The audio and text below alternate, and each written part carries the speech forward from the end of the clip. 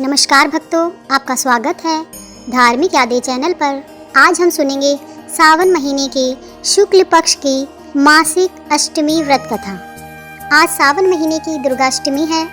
मासिक दुर्गाष्टमी हर महीने शुक्ल पक्ष की अष्टमी तिथि को मनाई जाती है। इस दिन जगत जननी आदि शक्ति माँ अम्बे, माँ दुर्गा की पूजा अर्चना की जाती है। साथ ही विशेष कार्य में सिद्धि प्राप्ति के लिए उपवास भी रखा जाता है। माँ ममतामयी और कृपालु है, अपने भक्तों के सभी दुख हर लेती है। उनकी कृपा से साधक को सभी प्रकार के सांसारिक सुखों की प्राप्ति होती है। मासिक दुर्गाष्टमी पर विधि विधान से पूजा करें और पूजा के समय व्रत कथा पढ़ें। इस व्रत कथा के पाठ से सभी दुख और संकट दूर हो जाते हैं।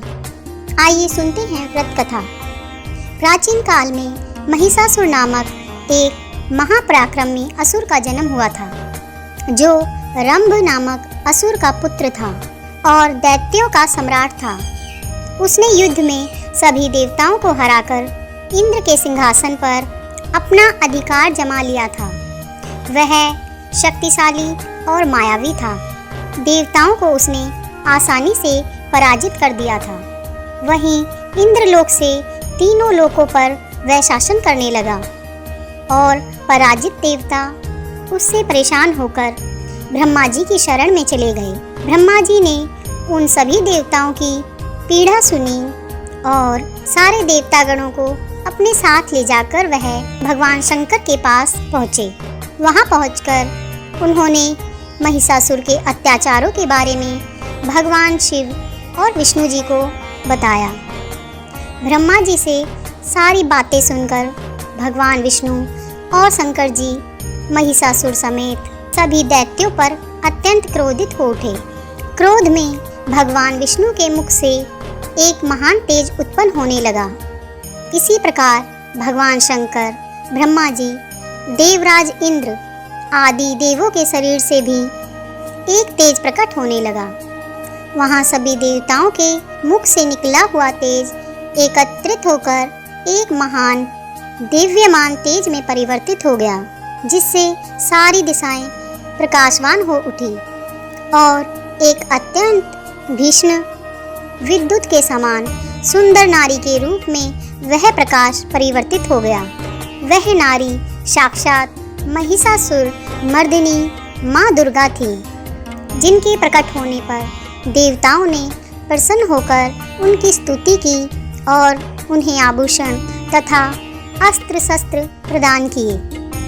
महिषासुर मर्दिनी माँ दुर्गा ने आश्चर्यजनक और भीषण गर्जना कर संपूर्ण अंतरिक्ष को प्रतिध्वनित कर दिया, जिसकी वजह से तीनों लोकों में हलचल मच गई। सभी देवतागण और देवी जय जयकार का नारा लगाते हुए वाणी से उनकी स्तुति करने लगे।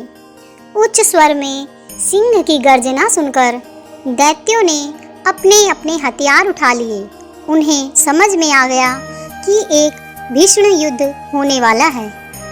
महिषासुर सभी दैत्यों को साथ लेकर उस स्वर की ओर दौड़ा। वहां पहुंचकर दैत्यों ने देवी दुर्गा का एक ऐसा रूप देखा जिसके प्रकाश से तीनों लोक प्रकाशित हो रहे थे। महिषासुर का सेनापति चिक्षुर उन महान देवी दुर्गा पर टूट पड़ा। दैत्यों ने माँ दुर्गा को चारों ओर से घेर अस्त्र शस्त्रों से प्रहार करने लगे। देवी दुर्गा ने खेल खेल में उन सभी के अस्त्र शस्त्रों को काट दिया। दुर्गा ने त्रिशूल, गदा और शक्ति की वर्षा कर बहुत से महादैत्यों का संहार कर डाला। जिस तरह आग तिनके के ढेर को जला देती है, वैसे ही माँ दुर्गा ने थोड़ी ही देर में सारी दैत्य सेना को समाप्त कर दिया। देवगण प्रसन्न होकर देवी दुर्गा पर पुष्पों की वर्षा करने लगे। वहां अपनी सेना का विनाश देखकर सेनापति चिक्षुर क्रोध से तिलमिला उठा और माँ दुर्गा पर वाणों की वर्षा करने लगा। माँ दुर्गा ने अपने वाणों से उसके वाणों को काटकर उसके रथ के घोड़ों और सारथियों को भी मार गिराया। उसके धनुष और ध्वजा को भी काट गिराया। चिक्षुर को अपने शूल पर बड़ा ही गर्व था, इसलिए उसने अपने शूल से दुर्गा पर पूरी ताकत से प्रहार किया, किंतु माँ दुर्गा के पास पहुँचते ही उस शूल के टुकड़े टुकड़े हो गए। माँ दुर्गा ने अपने शूल के प्रहार से उसके शूल के सैकड़ों टुकड़े कर दिए और चिक्षुर को भी यमलोक का पाथिक बना दिया। माँ दुर्गा के शस्त्र प्रहार से उदग्र भी धराशायी होकर यमलोक सिधार गया। यह देख अब महिषासुर भैंसे का रूप धारण कर माँ देवी दुर्गा के श्वास से उत्पन्न हुए गणों को त्रास करने लगा। तत्पश्चात वह देवी दुर्गा के सिंह पर झपट पड़ा, जिसे देख देवी के क्रोध का आक्रोश बढ़ गया।